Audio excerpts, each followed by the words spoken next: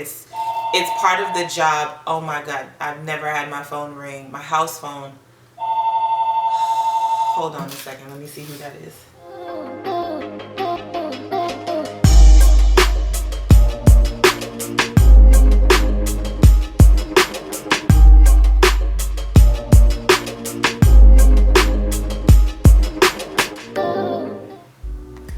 Hello, my lovelies. I am back for another episode of Tea Time. Listen to me, episode. But I told you guys I would do this, if not every Friday, every other Friday. Took the time to write the questions down again this time. Really quickly before I get into the questions, I have taken the time to create a playlist called Q&A. I'll probably change the name to Tea Time, but anyway. A lot of you guys are asking some of the same questions, some of which I've already answered, so you can always go back and watch those videos and see if I answered one of your questions. But of course, any future questions, leave them down below. Tweet me, Snapchat me, Instagram me. Just hit me up with your questions and maybe I will get to your question at some point. So again, this week I have 5 questions. Some are easy, some are pretty good, but whatever. Let's get into it. So the first question is from Snapchat and Andy M. Blake, y'all. I hope I said that right. This one's kind of cute. Do you think you will end up marrying an athlete? He has track in parentheses, or could it be a regular guy? I don't know. I've only had experience dating athletes, and I think it's the like-minded activities. Like, we're obviously physical people, we're physically fit, we enjoy sports. I've had 3 boyfriends in my life, all of which have played some sport or another. Track guys. My husband probably won't be a track guy, and probably largely due to the fact that I am close to a lot of the guys that I know in track, and most of them I feel like they're like my brothers, so that would be kind of weird. But yeah, I don't know that, I mean, I'm at the age now where most of us are, if not retired, thinking about retire, so I don't know that he'll be an athlete, but I would prefer that he have done some sort of sport, be some sort of athletic ability, basketball, track, whatever. Because I think it's important that you have something in common, and of course that's something that I like. But no, he doesn't have to be an athlete, and it can be a regular guy. Nothing's wrong with regulars. When I was in college, we called them civilians. But anyway, moving on. Naomo310 asked, what was your 400 time in high school? So I'm assuming you're asking what was my PB. By my senior year, I ran 52:04. And I ran that at the World Juniors before I went on to college. So I kind of ended my high school career with a bang. Like, I ended it on with a PB. It wasn't much of a PB. I remember the year before, my junior year, my PB was 52:10. So I didn't really have a big improvement my senior year, but I had an improvement nonetheless, and it was my last race as a high schooler, even though it was in July. But you know, that would be considered my high school 400 PB. So moving on to some YouTube questions. I think this one is a very good question, and it's one that being a professional athlete, being a professional track athlete, it's a question that I cannot avoid.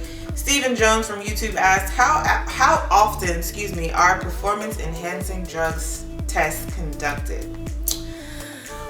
Well, there's several things. First of all, let me say that they are, or at least they say they're random. We of course feel like it's a little bit more than random, but you know, it's part of the job. Oh my God, I've never had my phone ring, my house phone. Hold on a second, let me see who that is. Yeah, I think that's it. How often are they drug tests performed? They say they're random.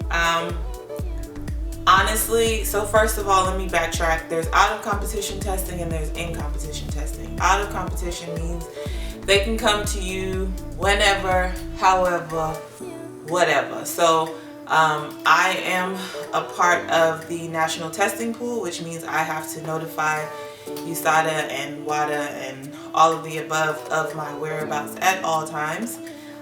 So I could be chilling, you know, having a glass of wine right now or whatever, and they can knock on my door now and say, we need you to either give blood or pee in this cup.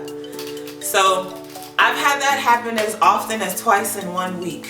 And they come very early in the morning. It's kind of a burden, but again, it's the price we pay being a professional athlete. And if you're for clean sport, it's really no big deal to you. You know, you just kind of do what you have to do. You want the playing field to be even, and you know, you have a clear mind of what it is that you're doing, or you know, so you know, like I said, it's just something you kind of sign up for. And then in competition testing, again, they say it's random, but 9 times out of 10, if you win, you're probably going to be selected. If you're at the World Championships or the Olympics, if you medal, you're more than likely going to be selected.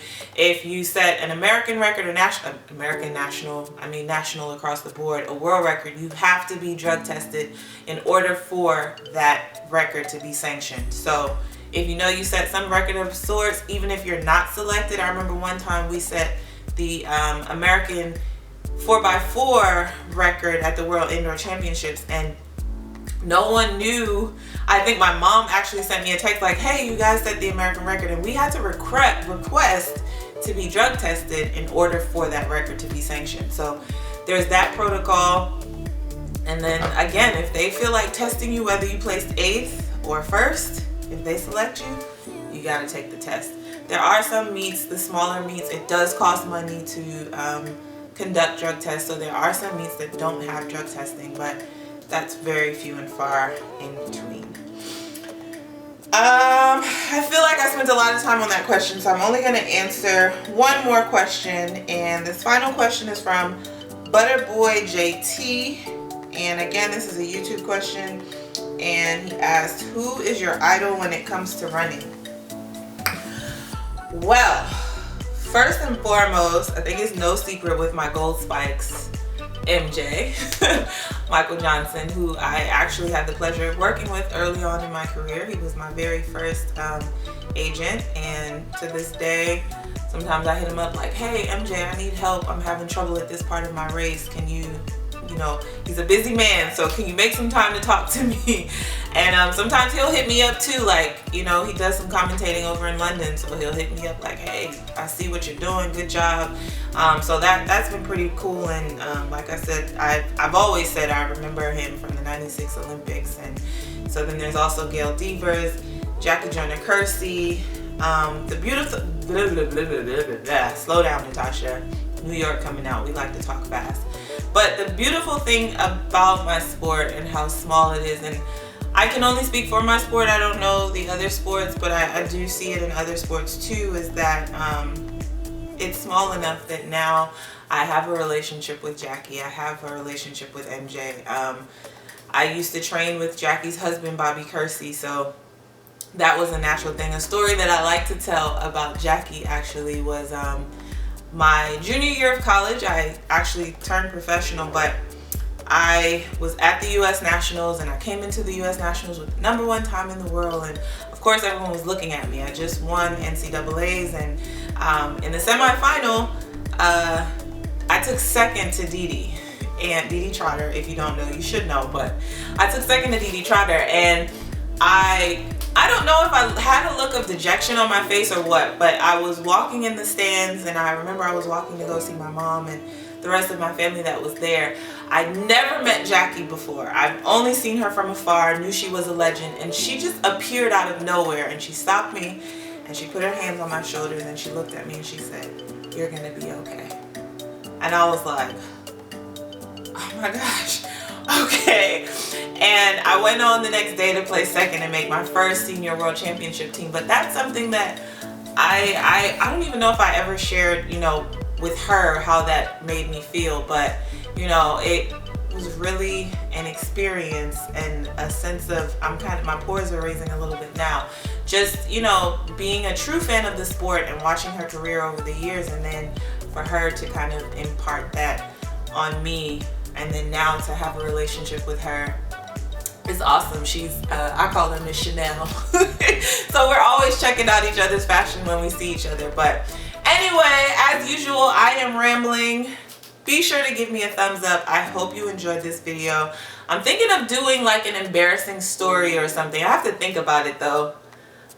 For my next tea time, I'll have to come up with a story. But anyway, like I said, leave your questions down below. If not every Friday, every other Friday. I'm having a good time doing these with you, and make sure you're subscribed, and I'll see you next time.